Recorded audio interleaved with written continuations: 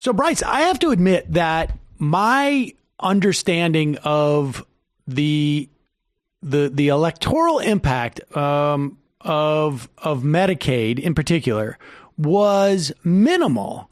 And after reading your piece, I'm starting to think that maybe this was a vestige of a different era when there was not necessarily a massive expansion of Medicaid that we saw in the wake of the ACA as a function of the Affordable Care Act.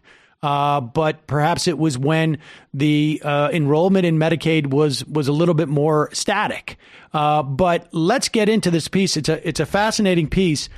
Focus on Kentucky, but in many respects, it's possible that this is a similar story with Louisiana. When we look at the gubernatorial results this year, and people have been trying to sort of slice and dice and try and figure out what were some of the key determinants in both Matt Bevin losing and to Andy Beshear and John Bel Edwards, the Democrat, winning in Louisiana. Both instances after Donald Trump had come and tried to basically personalize these races. So let's get into Kentucky. Tell us some of the statistics and the sort of the backdrop of Kentucky's Medicaid expansion, one of 37 states, I believe, that has, after the Supreme Court said it was voluntary for states, adopted that Medicaid expansion. Right. Yeah. Kentucky is one of a number of states, but I focused on Kentucky because it had such a huge impact in the state. More than a quarter of the state's population now gets health care coverage through Medicaid. And a lot of that is thanks to the expansion that was done somewhat quietly under the former Democratic governor, Senior Beshear, who was there before Matt Bevin. There are hundreds of thousands of people now getting their health insurance because the state decided to expand Medicaid. And it's a deep red state, and yet it's having really interesting political impacts. Like you said, Matt Bevin, who's a real conservative Republican, came into the office about a year after the expansion was in place. And so I think some people saw that maybe as a sign that the ACA and Medicaid expansion in particular weren't politically popular in the state. And yet, in this most recent contest between Bevin and Beshear very much ran on protecting the expansion, undoing the attacks that Bevin had launched at it in his term, and saying that healthcare was a human right and he was going to stand behind it. And he won. Far more people turned out than was expected. And everyone I talked to in the state said that healthcare was the motivating factor. And I think what happened there is that over that timeline, while Bevin was in office, the expansion took place. People started to get care through Medicaid and realized how important it was to them, and also maybe change the way that they interacted with public programs, with the government, and how they saw the people in power. And I think it is a phenomenon that's happening across the country, but it's been particularly stark in places like Kentucky, where so many people are now getting their health insurance this way. Yeah, I mean, that is a stunning number. I mean, 25% of the population of the state on Medicaid. Where put that in context for us, if you could. What's the national average, or what? I mean, where do we see? Where is it in most states?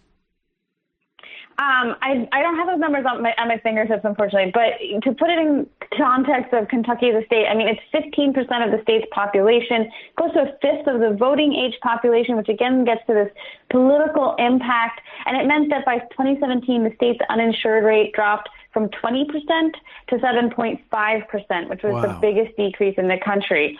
So it's clearly having a big impact on how many people are insured, which has all sorts of ramifications for their health, for their finances. But it also seems to be having this political impact where people want to protect this expansion and also perhaps want to vote in favor of the people who are in favor of Medicaid expansion.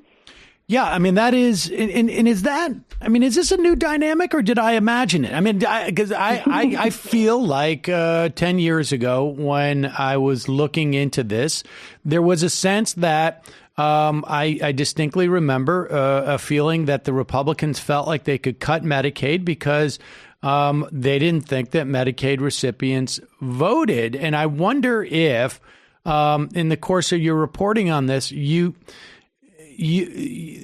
was there, I mean, are there dynamics that are at play? Is it because of the number of people? Is it because there were new people introduced to the program? Was it because something to do with we're now admitting people who are 133% or 138% at poverty as opposed to 100%. And maybe because there's different theories as to why people would vote at that point after receiving Medicaid. Maybe they were just sort of like marginally more positioned, better positioned to take advantage of those things. I mean, where is this interest, other than the obvious reasons, attributable to? Yeah, well, you're not wrong. This is something that's new. I spoke to a lot of people who have been studying healthcare policy for decades, and they all, to a one, said to me, I did not see the popularity of Medicaid coming. It has not been like this before. Medicaid has typically been seen as a poor program for poor people, one of those programs that primarily serves low-income people and therefore doesn't have robust support from the rest of the populace. And it seems like that dynamic has changed. I do think some of it is because Medicaid expansion has expanded the umbrella under which people fall. I mean, Medicaid doesn't just serve the poor. It serves people with disabilities. It serves people who need long-term nursing home care. So there are those people who are brought in that way. But also, now that 37 states have expanded it, anyone in those states earning at or below 138% of the federal poverty line can enroll, and that has ripple effects. So it now means that 70% of Americans have some personal experience with Medicaid or know someone who does. So it's touching a lot of lives. And I think that is building this stronger base of support for the program than anyone expected. I think even when the Affordable Care Act passed, this was not an outcome people thought was going to come about. I don't think we know exactly why it is that more people are getting out and turning out to vote because of the expansion. It could be sort of the free stuff idea where if you get a new benefit, you just want to vote to protect it. You want to reward those who put it in place, which is understandable. Health insurance is no small thing when you didn't have it before to now have decent insurance. But it could also be that when you don't have health insurance, your mind is taken up by bills and trying to get care and financial hardship. And when that burden is lifted, it's easier for you to think about politics and to get involved in politics. And I also think there may be a dynamic in which people are now feeling empowered and heard because of Medicaid expansion. The people served by it tend to be neglected by politicians. They don't feel like people in power listen to them. They're people on the margins of society, not making a lot of money. And here it is, the government is doing something that is really important to your life. That may make you feel not only valued, but like you can then go and maybe make other changes and have a part to play in that process of deciding who's valued and who's not. I think time will tell a little bit which of those dynamics is going on. It may be all of them, but it's a fascinating new development. We were talking not only about the dramatic impact that Medicaid had on the population of Kentucky, or I should say the Medicaid expansion from the ACA in bringing down the uninsured rate by double digits, by ending up insuring 15% of the population. And really, what is really stunning and what you cover here in this piece is the change that it did, that it created in terms of voting habits. And it's not just a change that it created in the voting habits of the folks in 2018, but it changed, it seems to me, the what had been accepted wisdom about the relationship of Medicaid recipients to voting. And we should say that on top of everything you said, that at this point, 70% of people in Kentucky know somebody who's been touched by Medicaid because of the expansion in some way. We should remind people that 2/3 of the people in nursing homes are there being paid for by Medicaid. So this is something that impacts people across the board. And And so the breadth and the scope of people's experience with it is, I think, about as wide and deep as the population is, frankly. I mean, there is no sort of sector that's not touched by this in some way. Many people end up expending all of their savings as they're older. And so you have people who may have lived, the vast majority of their lives in, some decent amount of wealth, as it were, who at the end of their lives, their money is exhausted and they are eligible for Medicaid and they end up in a nursing home. And you mentioned there were three sort of potential theories about why this brought out voters. And I also want to touch on some of the studies that suggest when it was taken away in the past, or there's been cutbacks, that people stop going. Let's just start with the idea of and I'm sort of fascinated by this, that Medicaid took enough burden off of people's plates that they could actually engage in politics more. And I also wonder if that effect was in some way enhanced, because theoretically, if I'm at 138% of poverty as opposed to 90% of the poverty rate, my burdens are going to be somewhat, maybe marginally less. And getting Medicaid just sort of like pushes me over the hump, as it were, and I can engage. I had a little bit more time to engage in politics. Yeah, the political scientists who I talked to who are studying this, they don't know for sure exactly what's going on, but that's sort of their favored theory, that when your life is more stable, when you have more resources, that frees you up to get engaged in politics, to be a participant in society. And that's why they think that when they're looking at voter election data, what they are seeing is that Medicaid expansion is associated with increased voter turnout. It also changes people's attitudes such that they are more favorable of the Affordable Care Act generally. It has this really big impact on them. But like you say, the opposite is also true, that people have looked at when Medicaid recipients lost coverage years back, voter turnout decreased. Also, some states are expanding Medicaid, but then also sort of retrenching on the benefits in some ways. There's been the imposition of work requirements. People have to pay premiums, things like that. And that also dampens political participation, because then people start to feel more disempowered. Instead of feeling like the government is now meeting my needs and helping me get health insurance, they're making me jump through all these hoops and making me feel like I have to prove my worth to them in order to get what I need. And that is a disempowering feeling. So it does also depend on how we expand Medicaid, not just that we do expand Medicaid. And that dynamic creates in some respects, some scary incentives for red state governors, right? I mean, if they want to dampen turnout, I guess if they haven't expanded Medicaid, which is the case in about 14 states, I think it is, then they obviously can't do anything more to dampen turnout, I guess, but they could impose those work restrictions on existing Medicaid, or in states where Medicaid has been expanded, they can impose those and attempt to basically dampen turnout, as you say. What is the lesson?